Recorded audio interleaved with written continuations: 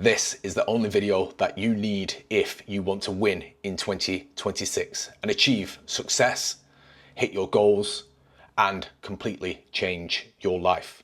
This 5-step process has served me well. It's helped the hundreds of clients that I work with inside my fitness coaching business. And as long as you take action and put in the work, it can guarantee you success as well. Step number 1, and as cliche as it sounds, we need to set a big goal.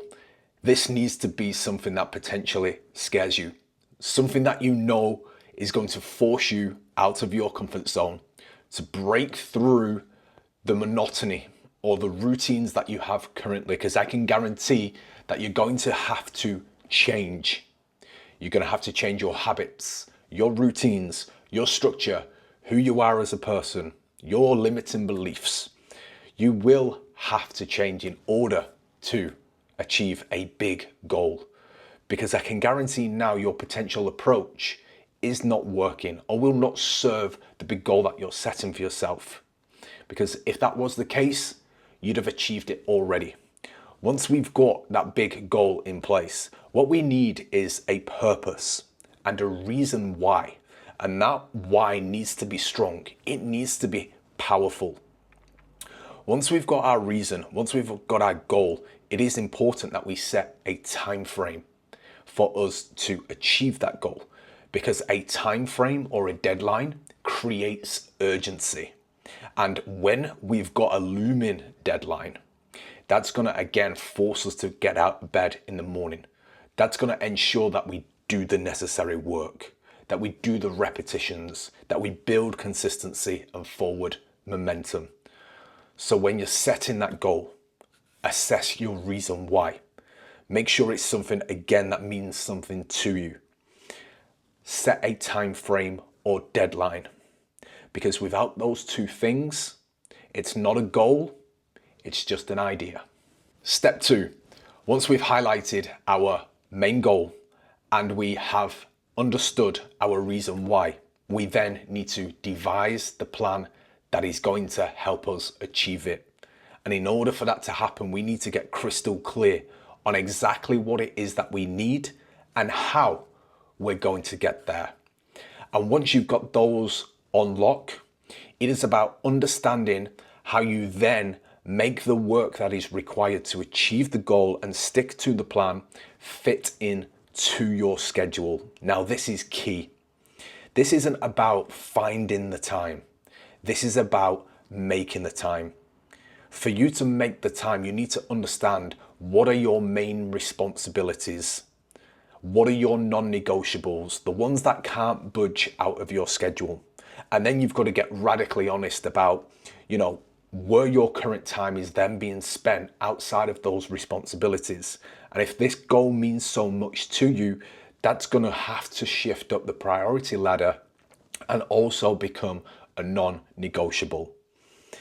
Once you understand this, the last thing that you need to think about when it comes to devising the plan is, can I truly do this by myself, or am I going to have to hire somebody to help me? It is okay to ask for help.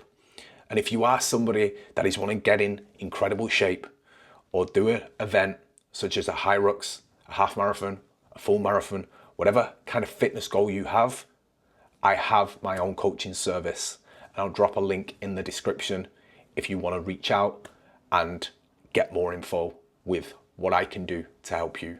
Step 3, now that we've got the main goal and of course highlighted the plan that is going to get us there, this is so important, and that is understanding and highlighting any potential obstacles or challenges that you may encounter along the way. The more that we can be prepared and create awareness about anything that may slow us down, knock us off track, or potentially get in our way to achieving our goals, the easier it is going to be should those things happen. So the second part of this is actually creating a sub-plan which highlights what you need to do should a potential challenge or obstacle arise. And simple things such as illness, a family or relative getting sick, you potentially getting an injury that may affect your preparations, just simple things like that that you can highlight, and then of course understand how you're going to handle it will make it easier to handle. Because I've seen so many times people set these big goals, they'll get a slight obstacle, inconvenience or challenge, and they believe that the journey to achieving it is over. 9 times out of 10, it's just about adapting your approach and changing or working with exactly what you can control if something does slow you down, knock you off track, or become a slight challenge. Step 4, visualize your success. Visualization is such a powerful tool, and something that you should really think about when setting your goal is, what would it actually be like to achieve it? How would it feel when you hit that deadline, when you cross that finish line, once you get that financial reward, whatever it is that you're striving towards? What does that person look like who achieves success? What did that person have to become during the process in order to achieve that goal? So getting that understanding of, how you would truly feel should you achieve it, and kind of using that as a fuel to show up every single day, to stick to the plan and to do the work. Visualize success, because I can guarantee the more and frequent that you can do that, the more chance you are of achieving. Step 5, it's not quitting. This is probably the hardest part of the journey of achieving your goal. And one thing that we cannot give into is that voice, because that is all it is. It's a voice inside our head that will tell us so many times during the process that we want to quit, that we are uncomfortable, that we cannot do this, that we are not worthy of the goal that we are trying to achieve. And it is important that we do not give in to that voice. We do not quit on ourselves. And there are going to be so many times during this process that you're going to have to embrace the suck. You're going to have to show up on those tough days. You're going to have to put in the work when you do not feel like it. Not every day is going to feel great. Not every week may be progressive. But as long as we have the mentality of we're not going to quit, then we are going to achieve. You simply cannot fail your goals if you do not quit. And one thing that we really have to eliminate, which can prevent us from quitting in the first place, are the excuses. See, I make excuses in my head every single day to not do the work. The difference is I don't give in to those excuses. I do not put into action excuses. So they can come into your head, they can come into your thought process, but as long as you don't take action on those excuses, you don't put yourself in a position to quit.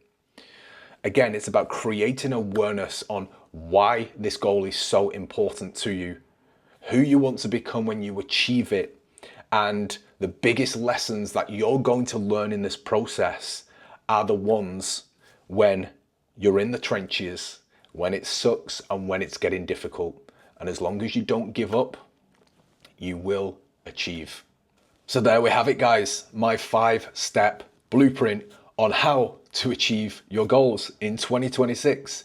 It's no thrills, it's no BS, but it works. I've used it hundreds of times for myself, and I've used it with the hundreds of clients that I have and I work with worldwide, and I surround myself with winners. There's no other way than to get crystal clear on exactly what it is you want to achieve, how you're going to get there, and then having that self-belief and that confidence which comes through doing the work repeatedly, and that refusal to quit and listen to that negative self-talk. That's how you win.